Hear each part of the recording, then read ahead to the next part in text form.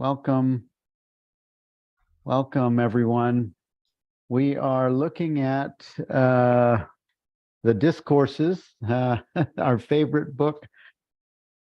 I think we're on week 10. No, we're week 11 this week. And our co-host is Amy Haible. Hi, Amy. Welcome. Yes. Thank you. Yes. Hey, you guys, I'm going to do a shout out. I didn't know this happened, but Amy wrote a book that I just found out about. It's called Training Wheels. Amy, would you hold up the cover? It's I haven't read it yet, but it looks great. Is that a drop of water, a ripple? Yep. Awesome. Yep. All right, Training Wheels. Amazon, here we come. Thank you. Thank you for letting me know about that. I look forward to reading it. Thank you. Welcome, everyone, to our Atmananda Krishna Menon book study. This is our happy day, midweek, Wednesday. And so happy to be here with you to go into some more discovery. And just, put this in your thinking cap. If you want to co-host next week, I have a co-host opening for next week. So just email me at billfreeonline@gmail.com and let me know that you're available. That would be great. Thank you, whoever you are. And Amy, the first one we're looking at this week is 101. Knowledge and happiness are one. What do you want to look at on this? Well, my first question was, what the heck is a gopi? So Me too. I looked that up, and it's a female goat herd, and they represented the feminine aspect of divine love, of unconditional love. Okay, So, they were the symbol of that. Yes. Okay. Yeah, that's my understanding, but Jenny probably knows more than I do. Yeah, maybe Susan too.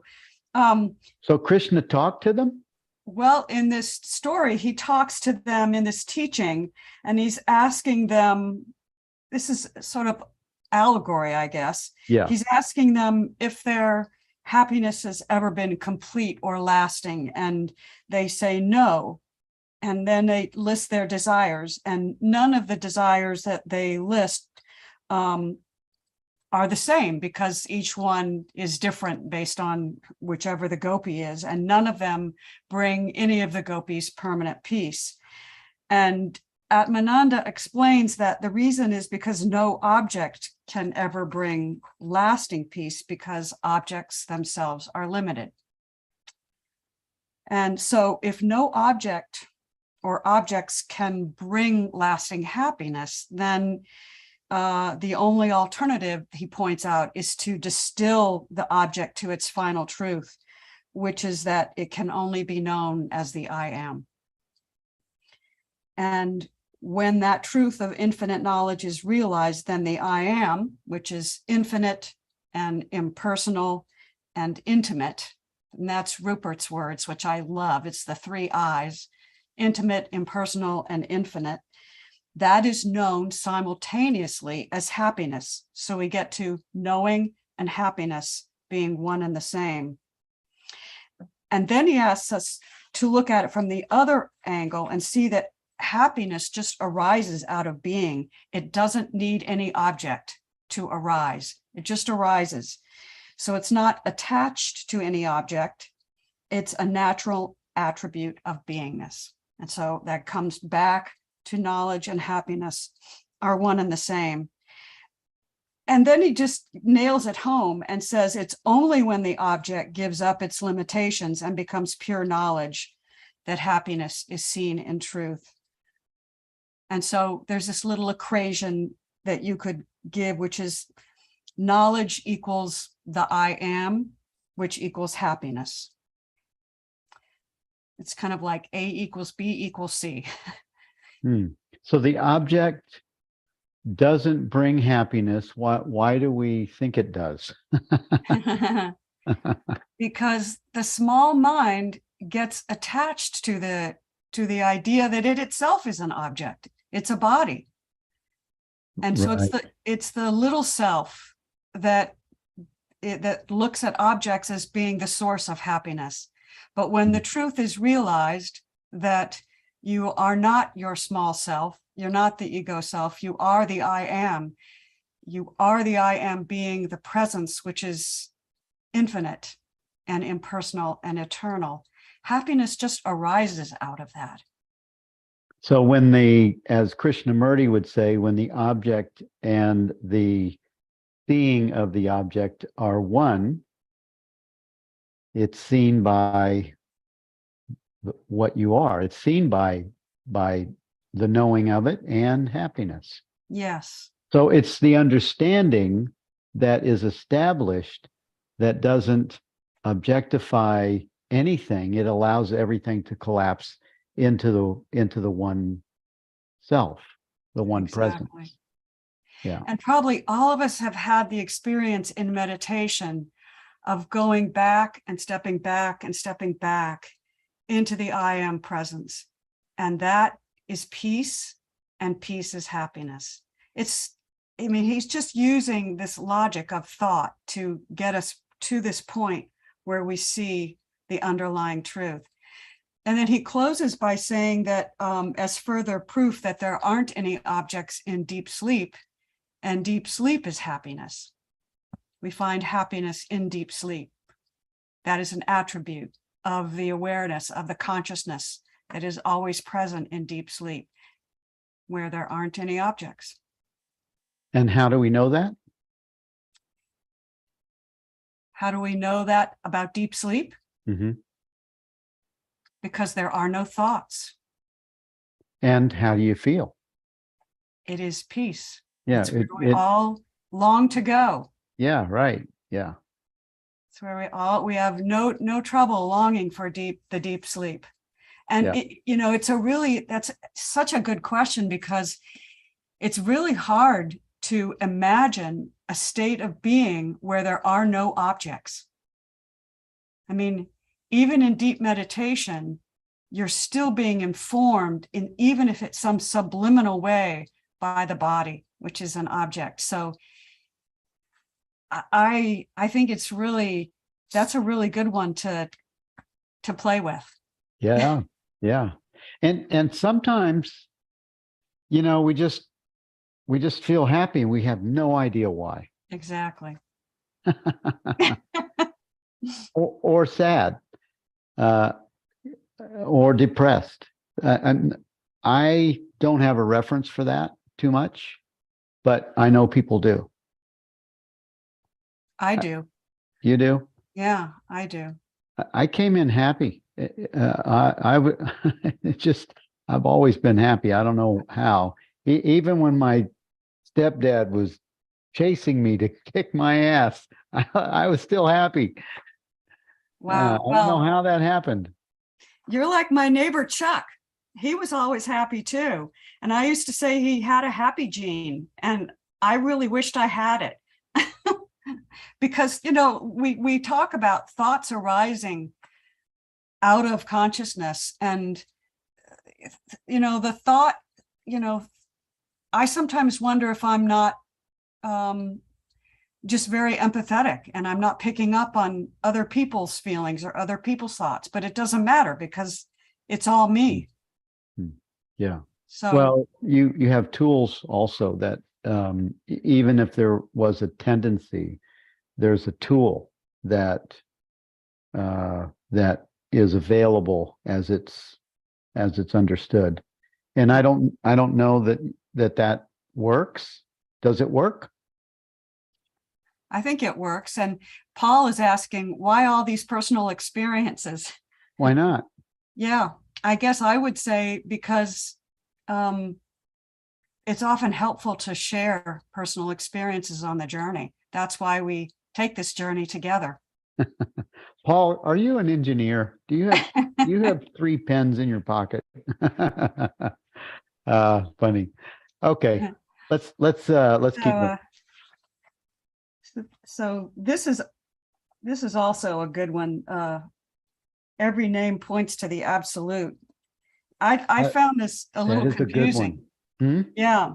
Yeah, I found it a little bit confusing when I first read it, mostly because he talks about your parents giving you a particular name and you continue to be known by that name until death. And so we see that that name is changeless. And I was kind of like, well, the name that my parents gave me isn't that wasn't my understanding of what changeless is. Yeah, I had the same confusion on that. Yeah. Yeah, but he then shows us that that name is really the I am, Yeah. and that's changeless no matter what. And then he goes on to talking about objects and how we give names to objects, but you have to go beyond them to see that they're arising in your I am presence and that they're made of the absolute, and they transcend their what he calls their gross form, which is a really interesting term, I think, that he uses throughout this. So it's their gross form. Yeah, I've heard that a lot in the Eastern traditions. Yeah. Yeah, this And also Francis Lucille uses that. yeah. Yeah. Well, this lesson reminded me of some of A Course in Miracles' first lessons, like looking around the room and saying, nothing I see in this room means anything. We give everything the name that it has. We give it the name. The personal mind gives it the name, but in reality, we don't know what it is. And that's when those are the first lessons of A Course in Miracles, when it's just really starting to get you into the mind training of letting go of thinking that you know something before you realize the I am. This seems like the reverse of that. And how does that seem like that for you? Well, because Krishna Menon is giving it. He is saying that that you are. First, he's saying that you are the changeless. The name that is given you is the changeless. So he's actually saying everything that you see is I am. Yes. And in the Course, it's saying everything I see, I have given all the meaning that it has for me. Well, it all means I am in Krishna Menon language. Exactly. And so I think in the first few lessons of the Course, it's trying to loosen that hold that we have on thinking that we know anything at all, which is nothing I see in the room means anything. So all the names I've given it are false. I agree with you, Bill. I'm kind of saying the same thing, but I'm coming at it from another angle. But Rick is pointing out something Jenny Beal said at 1211. The word personal has a very specific meaning. Yes. In the direct path. It Yes. doesn't mean everything that relates to this body mind is personal. Yes. It Yes. refers to thoughts that come from the belief to be separate. Yes. And he says it's only, oh, wait a minute, where are we? 102. There can never be any ideas conceiving gross objects without the gross objects themselves being there. Therefore, these names transcend both the physical and the mental realms. And that which transcends the mental and physical is the right absolute. Therefore, all names denote the right absolute.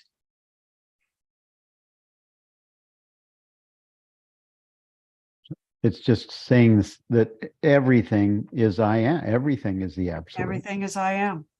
Right. Yep.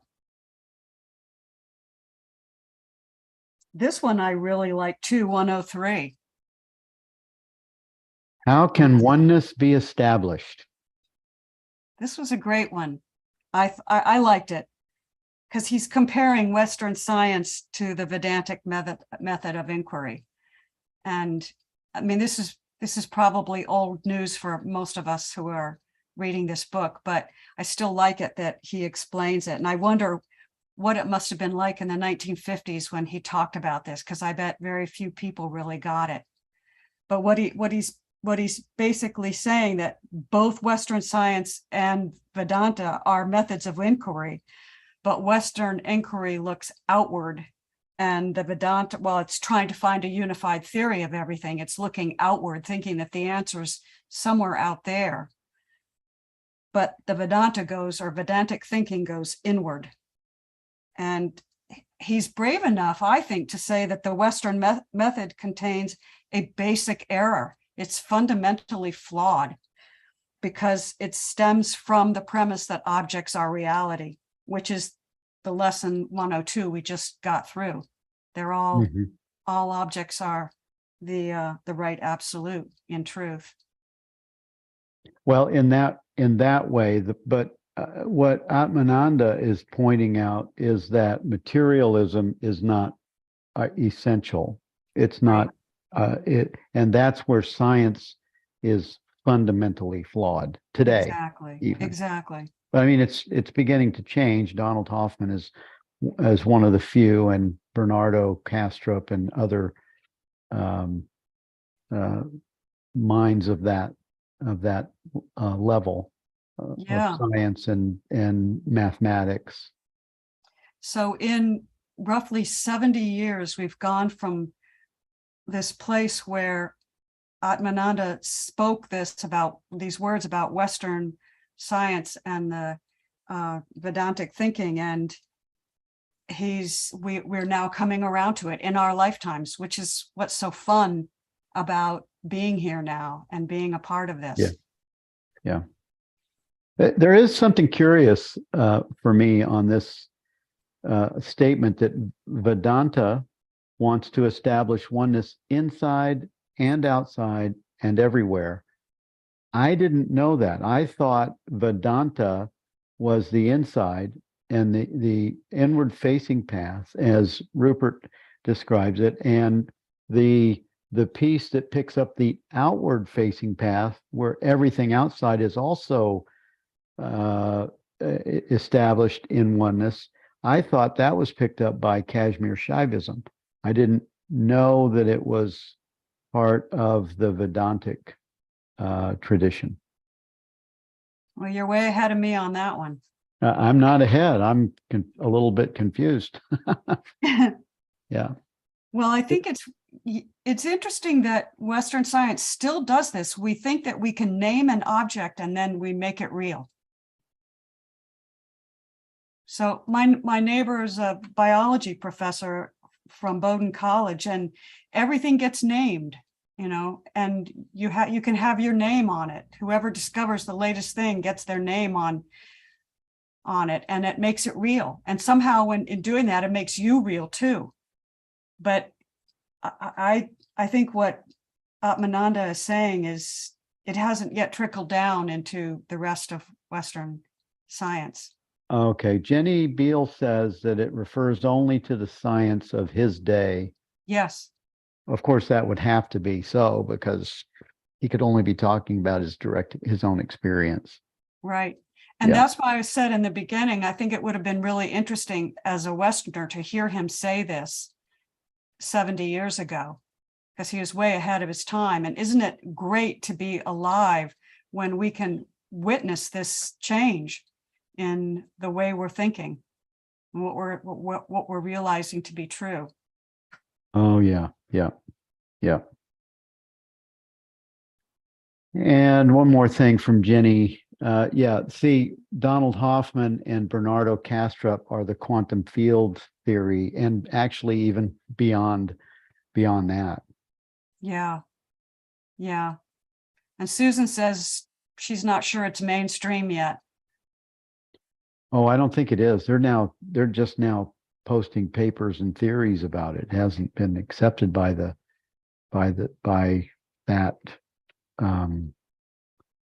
is mainstream. There's a lot of opposing views and theories. There are, I mean, there are still many, many neuroscientists who think consciousness is really a product of the brain. Right. What's QFT, Jenny? Is that quantum field theory? Yes, Okay. yes, yes. Um, And Jenny Beal says biologists are still in the dark ages. I think that's probably true. Oh, I imagine AI is going to change that in the next 20 years. ah, yeah, Yeah. yeah. Jenny had a great, was it Jenny that had a great interview with Bernard Kastrup on the Pure Presence radio show interviews. And he explained why he thought AI would never be conscious. And it's a really great interview if you can listen to it. Oh, that sounds really good. I haven't listened to it, Jenny. I'm going to listen to it today. It's really good. Oh, that sounds good. Yeah. I just have a feeling that they could be. Why not? So I'm going to listen to it because I'm thinking, why not? These are just avatars. Why wouldn't AI be just another avatar? Anyway, Well, he I'm does going a to good listen. job of explaining it. I'm going to listen and give you a call, Jenny. You can fill in the blanks where I don't know what I'm reading or listening to. Yes. Oh, on the podcast. Yes. 104. What are thoughts and feelings? Yes. What are thoughts and feelings? Okay. So he in order to talk about this, he first wants to describe the mind. And he says the mind is nothing but a function. So the mind is a thought or feeling itself. But I remember him saying that the mind is closest to the I am presence of all things in the gross world, I guess one would say. But he says, when thoughts and feelings are absent, the mind can't be said to exist. And then beyond the mind, there's only consciousness or the I principle. And then he asks, well, if a thought occurs, to whom does it occur? And does it occur to the body? Well, no, because the body's just gross matter. And then is it to the mind? No, because the mind is a thought. The mind itself is a thought. And one thought can't occur to another thought. This is so much Rupert Spira's explanations of things. It's really, he's taken this language and really made it so present, so current. But he says, well, therefore it has to be to me, who is beyond the mind as consciousness, that every thought occurs. So every thought has to occur to me as consciousness. Yes. So who are you? Yeah. Who's me? Just I. Just before the word is said. In the background of silence. That's who me is. Me doesn't have a name. And I love Francis Lucille says, I may be ignorant of everything else, but I know I am. I mean, it just comes down to that sometimes. Like, I don't know jack about anything, but I know I am. Which is sweet. It's very sweet. Yeah, and everyone can have that. So then he says, it's not a bodysuit. It's not this. No. Yeah. I love one of the things I really like about this, we'll get to it. He says, so thought arises in consciousness. It exists in consciousness, and then it vanishes into consciousness.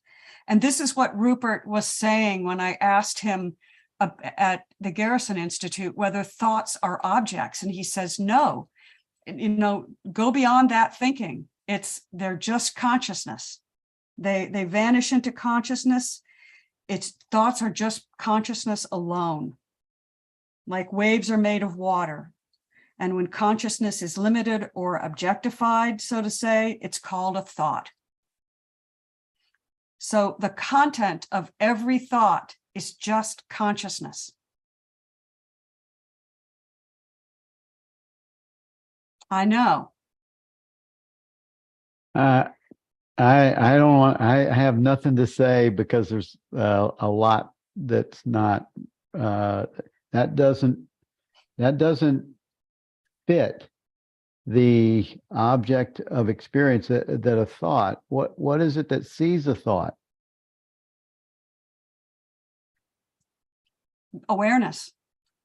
Right. So is awareness and consciousness the same?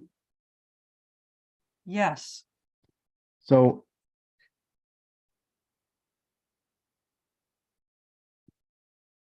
awareness sees itself as a thought? Consciousness limits itself and focuses itself into a thought. Right. Well, I'm just I'm just reconciling the thing that comes and goes is the finite, or is the as an object of experience, the thing that comes and goes. Yes, it's coming out of consciousness, but as an identifier, we give it a term, even though it's a concession, that we give it a term so that we can understand the infinite presence as awareness that is aware of it. Yes. Yes. And as Master Rick West says, if some of this actually stops your thinking, bingo. in his usual humorous and yet very pointed truth. Thank you, Rick. So what I liked about this this discourse was then he talks about feelings, because I hadn't really thought about feelings in this way. And he says that feelings are just like thoughts. They arise out of pure peace. And I did not really realize that I was thinking about discordant feelings as being separate from peace. I was thinking about them as being objects and sort of separating myself from them in that thought. And this really helped me see what I was doing in my own mind. So he says, feelings like anger, fear, lust, etc., we find that they all manifest themselves on this common background or factor, or called feeling, which is divested of all difference. I mean, I am so invested in feeling that my feelings are feelings and they have these qualities that are emotional. But here he's saying it's divested of all that. The background of feeling is just peace. It's just peace. It's just, or happiness. Right. Yeah, because your emotional feeling would be based on a memory or an experience, right? Yes. Some other object. Yeah, or beliefs. Yes. Which is a thought, which is also, for a lot of our terminology, it's an object. But so he says, all these so-called feelings rise in peace, exist in peace, and vanish into peace, which is my real nature. Yeah. Which goes back to your thing. Why do we like to sleep? How do we know that sleep is consciousness, or that it doesn't have any objects? Well, you can sort of verify that also when when someone says, well, how'd you sleep? And oh, terrible, I couldn't sleep. Well, and they don't feel too good. Yeah. Right. Yeah. Let's see, Ah, what's on the board? Are not all objects only a product of perception itself, the I principle? Well, ultimately, everything is. Ultimately, there's only the absolute. It's just in the refraction or the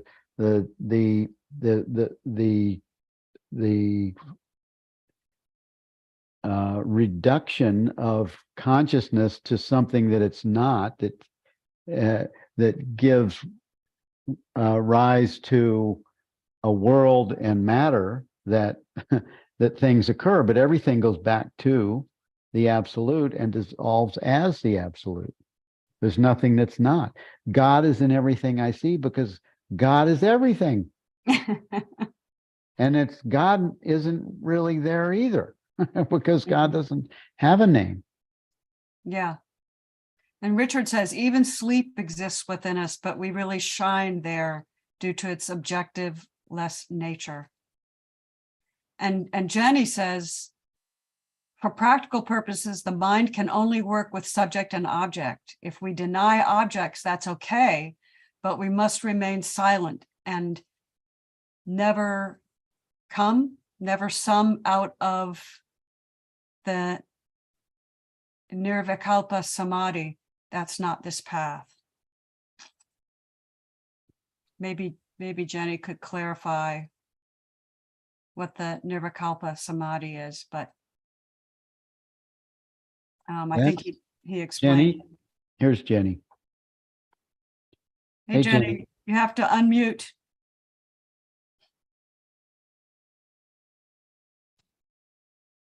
Hi, yes, Nirvikalpa Samadhi is consciousness without objects. That's the Western name for it. Nirvikalpa Samadhi is the Sanskrit name from Atmananda's tradition. So this path is not denying the outside world. It's different. The Vedantic path in its purity does, to some extent, deny the outside world. And there are many Vedantins who go and live in a cave and they will just stay in silence. They try to avoid any contact with the world at all. They don't talk. Talking is duality. You've got objects. As soon as you talk, there's objects. As soon as you think, there's objects. You mustn't think. You have to go into Nirvikalpa Samadhi, deep meditation the whole time. So subject and object are necessary, but they're a form of celebration. And that's actually what this path is about. So to say a thought is not an object, well, yes, ultimately, because there are no objects ultimately. So you don't need to say it about thought. You just, the correct, I would say the most efficient way of saying it is there are no objects, everything is consciousness. However, if you want to go further and if you want to use this teaching in a practical way in your life, you will have subjects and objects, and therefore you regard thoughts as objects, which they are, because you're allowing other objects, you're allowing however many objects you want. Everything is an object. Yeah. Yes. That clears it for me. I Yeah. I was confused because of the different way it was being expressed as a thought is not an object, and it's not, but it is in practice temporarily. Yeah. Yes, we superimpose subject-object duality. As soon as there is mind, there is automatic, totally unavoidable superimposition of subject object duality. And so what Atmananda is pointing to is that ultimately that is a superimposition, and we need to understand that it's a superimposition, that everything is consciousness. Once we've understood that, we can go back to the world of duality and live in it perfectly happily, but just not believing that duality to be real. Yeah. Yeah. So Ginny, this is another one of your interviews, and I forget if it was with Hoffman or who it was, but the vision of nailing a picture hook to the wall so you could hang a picture. Oh, that was with Francis. Was that with Fred? Okay. Yes, it was. Yeah. So you're actually nailing into nothingness, and yet you're going to hang a picture. Exactly. Yes. Yeah. That was beautiful. It was a lovely example you gave. I love your interviews. Thank Okay, you. thank you. Thank you for the clarity on this, Jenny. You're welcome. Okay. Let's keep nailing picture hooks into the wall, Bill. Yeah, and see if they hang.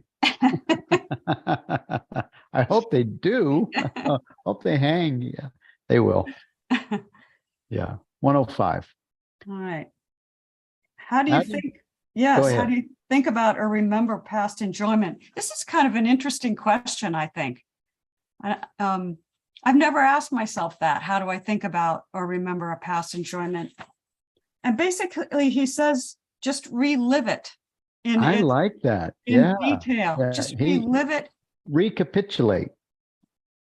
Yes. It's just like relive it, and it brings it to now. Yeah. Yeah.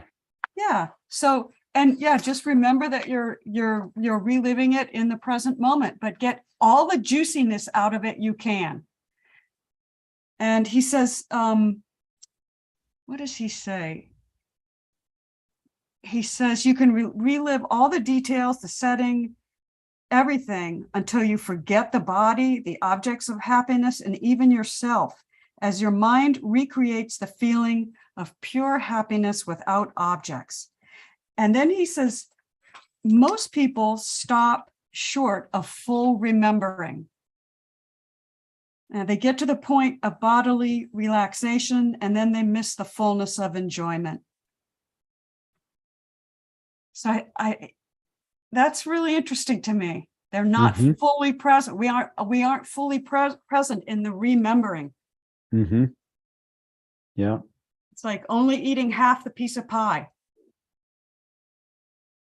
And it sounds wonderful, actually. It puts it in, you're not really reliving the past. He frames it that in remembering a past enjoyment, you're actually enjoying it afresh once again. Yes. That sounds really delicious. I know. Yeah. I Why not? fully agree. I Yeah. really like that. That could be in any kind of experience, or friendship, or love ship, or connectedness, or visual, or it can be with anything, really. And I think sometimes we chastise ourselves for reliving those happy moments by saying, oh, that was in the past. Yeah. But he's almost childlike in his saying, why not enjoy it? Bring it up, remember it. Yeah, especially for like someone that's passed, you or people that have this, bring it real close and traumatic. Someone that loses a child and they have this, they go into, it's really the love experience that is trying to come through, and it comes through as sadness because it moves, the mind picks it up as lack.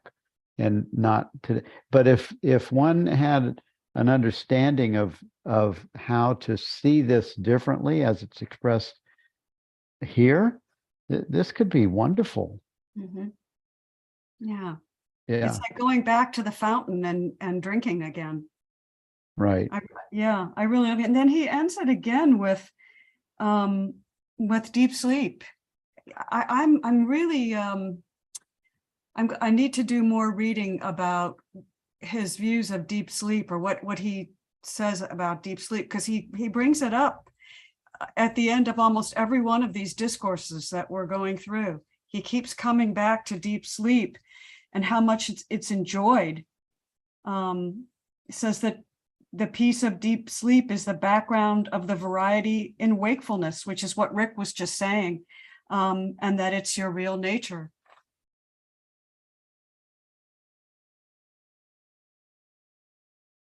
So,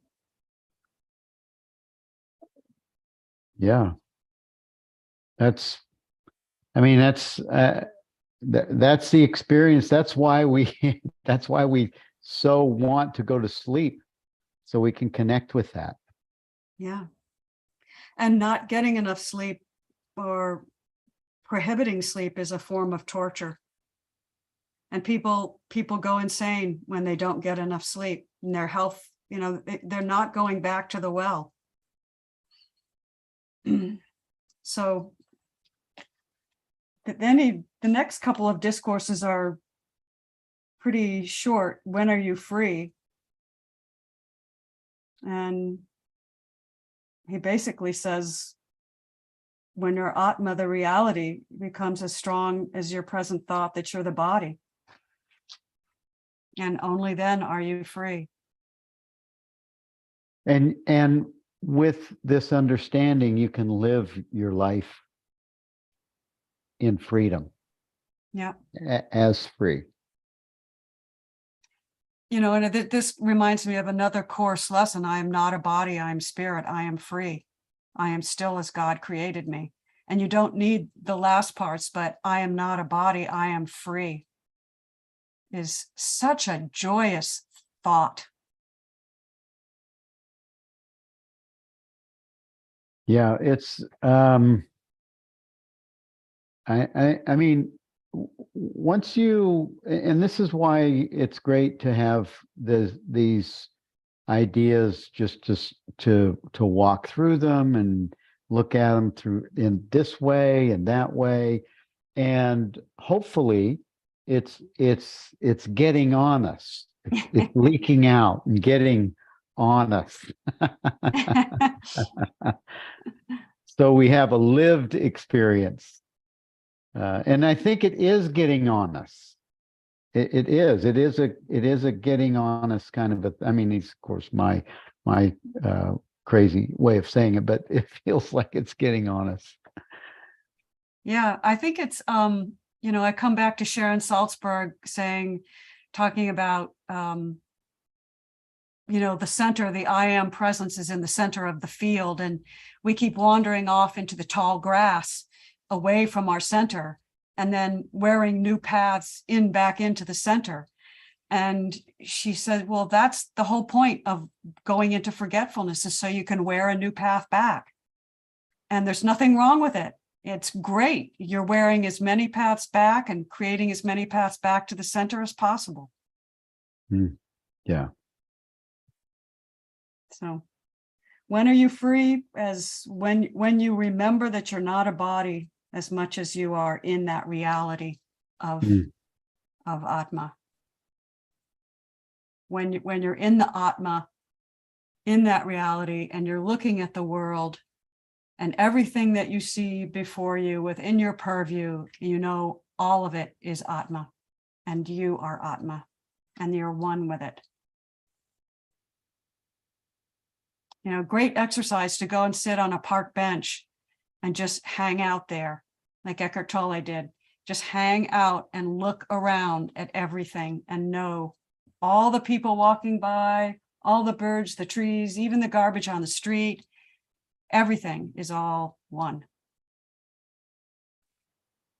Yeah, you can do that in your front yard. Yep. Unless you're my dog here, who the turkeys are out here in Maine. They're wandering around, and if she sees one, she just wants to go after it so badly. She comes out of her skin. So if you hear anything, she's right over there. Okay. I'll she's keep looking. my eye out. So worldly Go ahead. worldly knowledge. Yeah. It's going and sitting on the park bench and giving everything a name and then dismissing it immediately from your mind, right? It's nothing but giving the unknown a name and dismissing it immediately from your mind. That's cool. That's a cool practice right there. Yeah. Yeah. And that takes us back to the lesson where he's talking about the difference between Western inquiry and the Vedantic inquiry, which is Western inquiry wants to give everything a name and calls it real. And Vedantic inquiry goes right in and dismisses everything except the one. Sees everything as it is. And David says, if everything is all one, like you say, there cannot be an object, neither a subject. And that's right. Yeah, well, the idea is that you just don't know that. You don't know it until you know it. Right. So until you know it, there are tools that are used in subject, object, and these different terms of absolute, I am, isness, I, principle, all of these, Atma, all of these things are just symbols that are moving back and back and back, and there just is. But until that, we need some tools to understand these things in these finite avatar bodysuits, mental constructs. Yeah. We're doing our picture hanging. Yeah. So are we on 108? We're on 108, but let's look at, there's something that Holger said. In the context of non-duality, deep sleep is often considered significant. Non-duality refers to the philosophical or spiritual understanding that there is an underlying unity or oneness in existence, where distinctions and dualities such as subject-object relationships are ultimately illusory. Deep sleep, also known as dreamless sleep, is one of the three states of consciousness alongside waking and dreaming. During deep sleep, the mind is in a state of rest, and there is a temporary cessation of thoughts, perceptions, and experiences. It is often described a state of pure potentiality or pure consciousness devoid of any conceptualization or differentiation. From a non-dual perspective, deep sleep is seen as a glimpse of the fundamental unity underlying all experiences. It is considered a state where the sense of individuality or separate self temporarily dissolves, revealing a deeper, unchanging awareness that transcends waking and dreaming. It is said to be a direct experience of the non-dual reality, where there is no subject-object duality or division. Boy, that's a bell ringer. Ring, ring, ring, ring. Yeah. Yeah. That's a good one. Yeah. Thanks, Holger. Yeah. That's super good. Yeah. Sounded like bing, bing, bing, bing, bing, all the boxes checked. Yeah. Yeah. Yeah. Yeah. Oh my goodness. Okay. 108. Yeah, 108.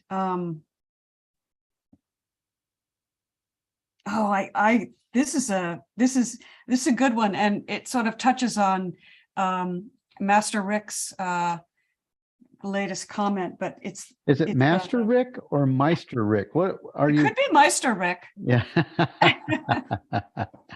Rick, he is prolific on the chat. He's not, I don't know that he has once come up as a co-host, but he definitely is prolific on the chat. I know, he should co-host.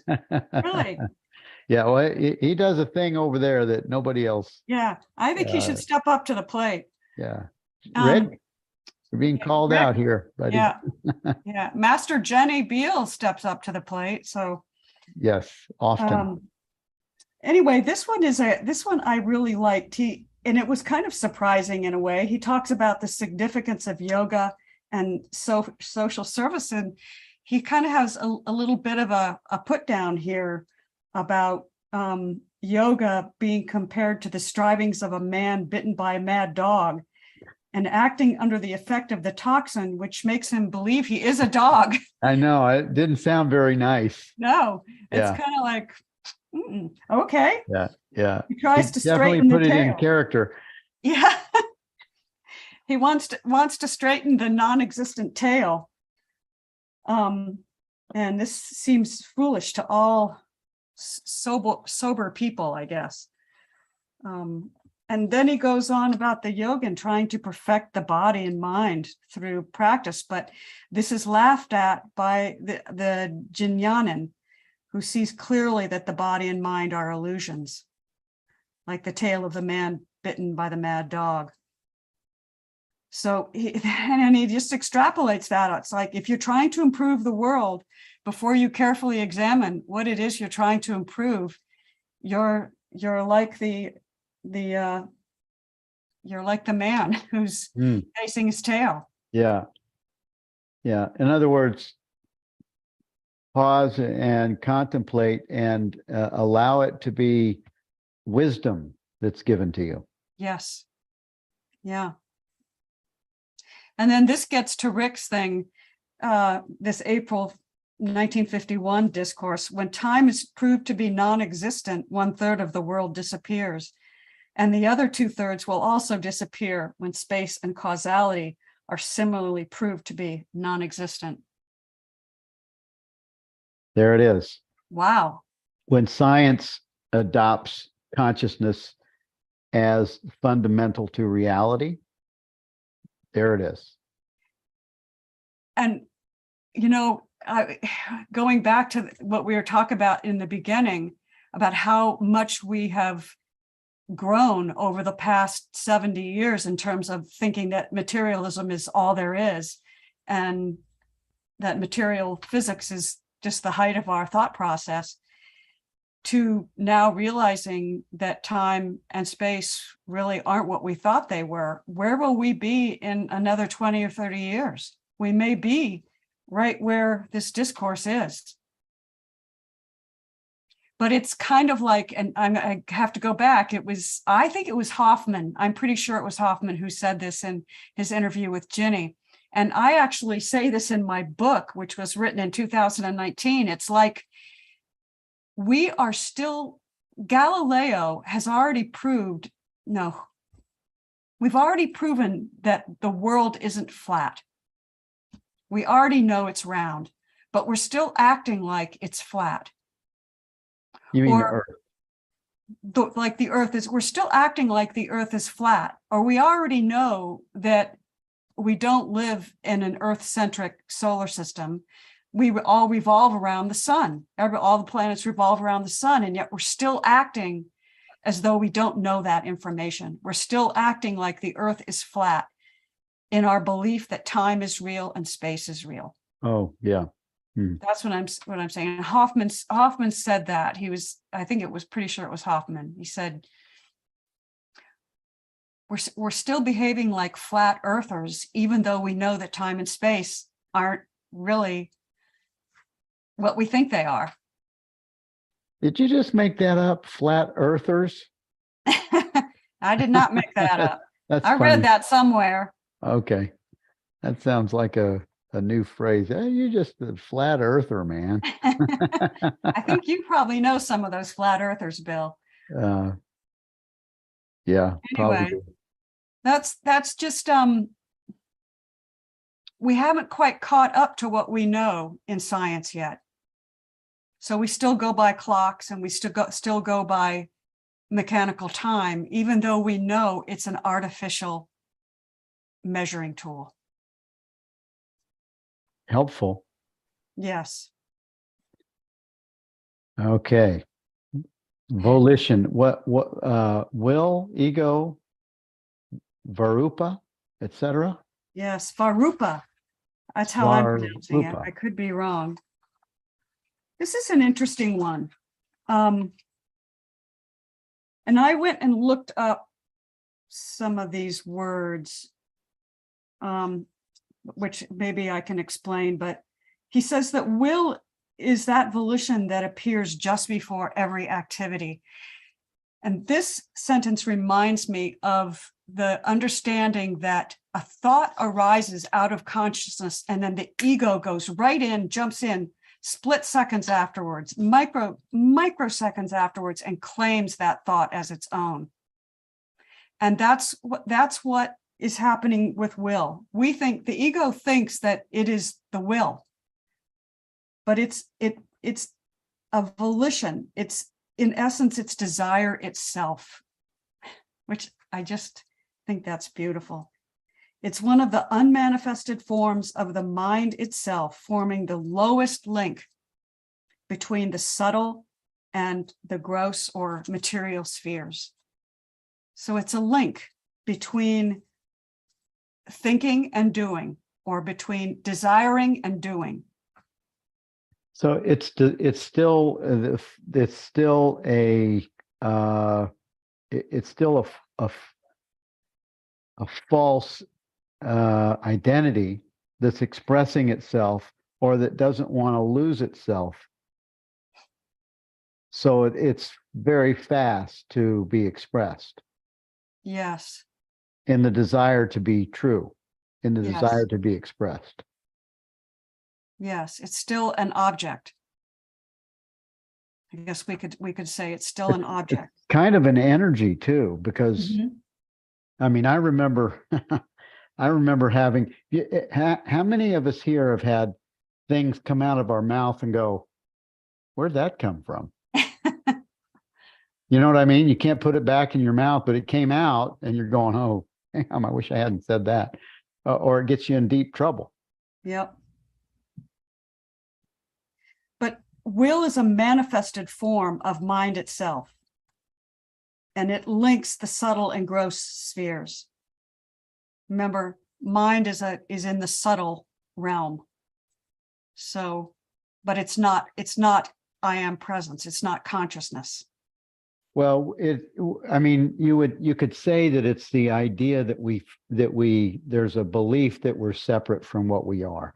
So in that identity, the expression to hold on to that is reactive. Yes. And so what he's doing is just defining these things. He says that the different manifestations of mind, according to the Western system, are mind, reason, will, and egoism. I'm not exactly sure where he comes up with those terms, but we go with them because this is his discourse. And then in the Eastern system, they are manas. And what I got was, manas is all manner of memory, including bodily memory. It's really cellular memory. It's a much vaster, and I think Jenny's typing here. She's going to tell us what it is, but it's a much bigger form of memory than I think we think of. And then the buddhi is the intellect. Sita is a form of cosmic intelligence. It's a link to consciousness. And then Ankara is identity. So maybe Jenny could come on and help to explain this. But so ego, but I think the main point here that he's getting to is ego is, he calls it an entity. It impersonates the I principle, always after activity. So the ego takes credit for everything. It's, what does he describe it? The clown on the stage that comes up after the performance has been made and takes the bow. That's what the ego is. It's the idea here. Richard West says it's the thought, an idea, which is a prerequisite for wanting. No, I'm not gonna read that one yet, because but it's where he says ego is a spurious entity, apparently personating the I principle always after the activity. I wouldn't call it an entity. Right. I wouldn't call it that. Jenny, why does he call it an entity. Jenny Beal. I had the same feeling, Bill. And Jenny's on mute. Maybe she's. Professor Beal. Okay. Yes. He calls it an entity because it has no real existence. Ego is not. Doesn't have any kind of permanence, even from one moment to the next. Ego isn't something. I don't have an ego that sits inside me and is always there. Neither do you, and nor does Amy. It's simply a term which is used to describe what at one moment we imagine ourselves to be. Now that changes all the time. That's not the same. The first teacher that I had was Peter Uspensky, and he talked about multiple eyes. So there's one eye that wants to give up smoking. There's another eye that wants another cigarette. So which eye is going to be dominant at the time? Well, who knows? So we don't have one single ego. It's just the feeling, the characteristics of the feeling of separation that exists at this moment now, if such a feeling of separation does exist at this moment now. And for anyone, it may not. Right. So it's almost like an energy. It's just an energy, yes.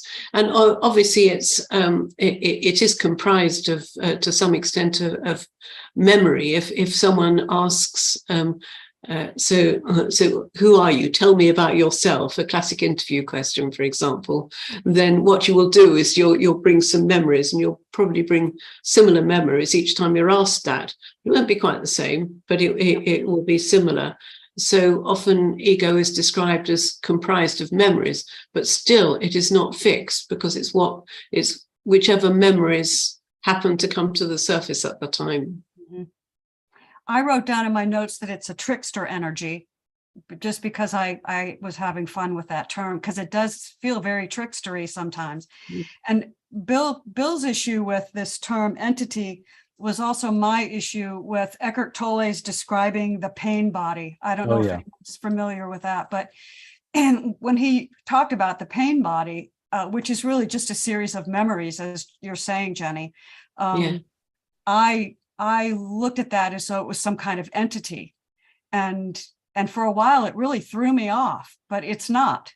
Yeah. No, it's not. Absolutely not. Yeah.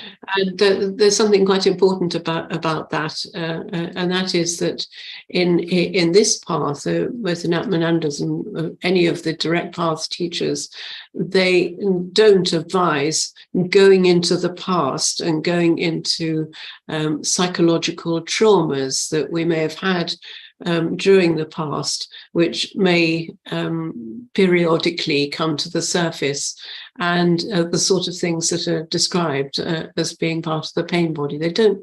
They say no. At any one moment, be in this moment. See what there is in this moment. See if it is true. Ask, is this true? Yeah. Am I a separate entity? Am I this person who was abused by their father? No. Yeah. That's the cleanest. Not me.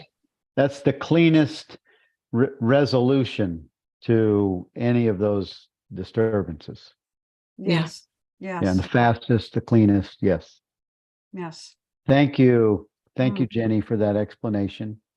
And also, Susan Wright wrote in the chat, the key word is spurious, purporting to be something else other than what it is. Yeah. Spurious. It is a spurious entity. So it's just really a nothing. Mm-hmm. And one that is established or knowing the being is untouched by that spurious entity. Yeah. Yeah. Okay, we're almost finished. Yeah. I don't know if we want to go through any of these various definitions. I'm not sure they're really helpful for us to go through.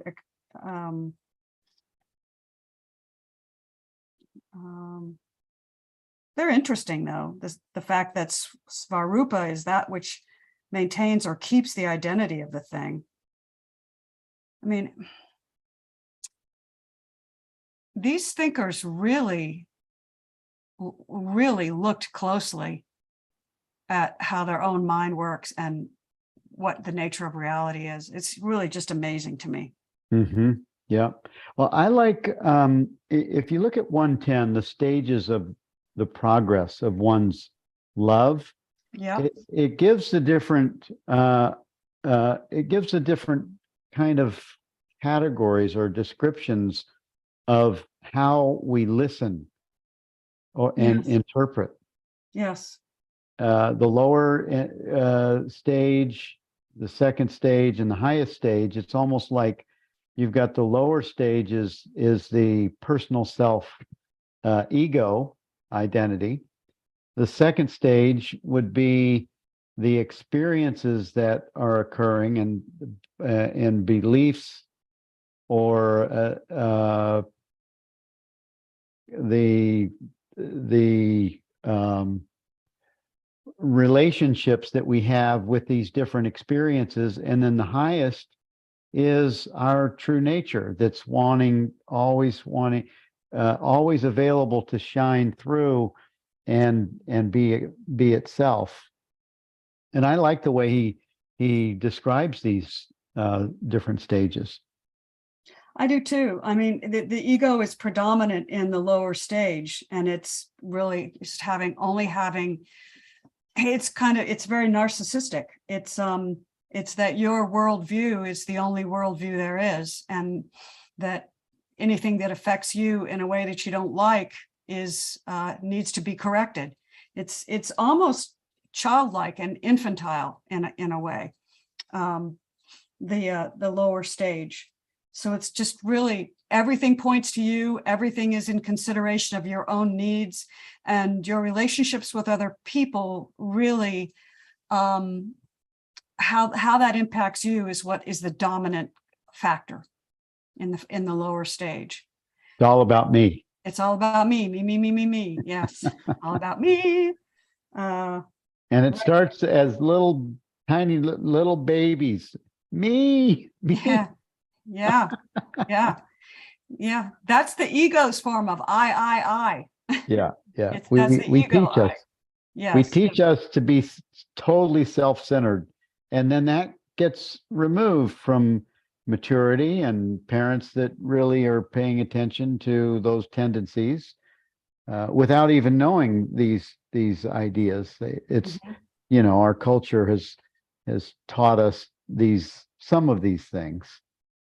Yeah. And so in the first stage, it's love for objects. And in the second stage, it's love for the self, which I think that's when the sunlight begins to percolate through the overhead canopy of ego. And you begin to see that other people have feelings too. And so the object, the other person is still an object, perhaps, but your ego he calls it attenuated by equal consideration for it. So you consider both yourself and the object of your love. And there's the activity of both giving and taking. And then in the highest stage, this is really, it goes back to the lesson, giving and receiving are one. I thought the same thing. Giving, and what that is, when you understand that lesson, that giving and receiving are one in truth, it's like taking off the sunglasses.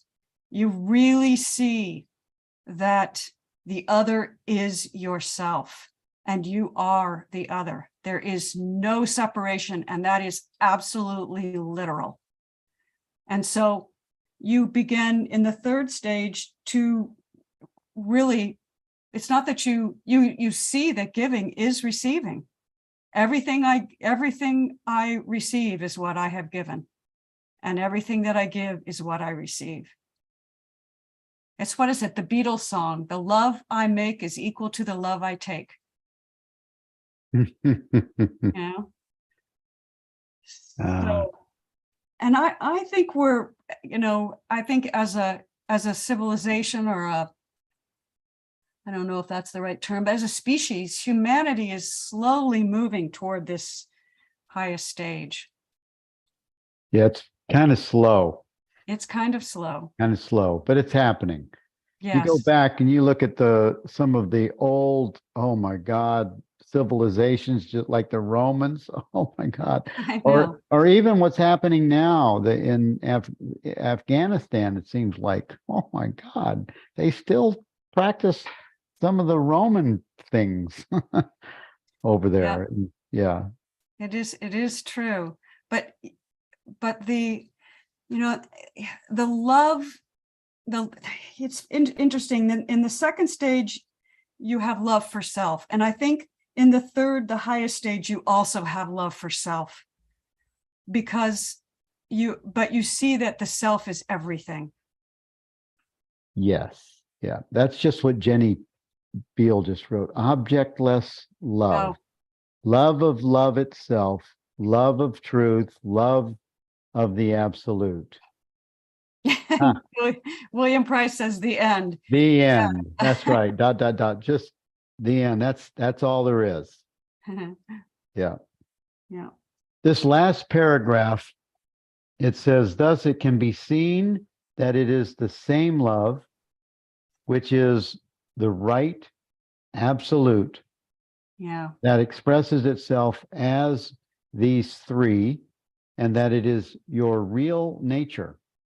If you take away the limitations from the first and the second, the love stands as pure selfless love, as represented in the third stage, prema.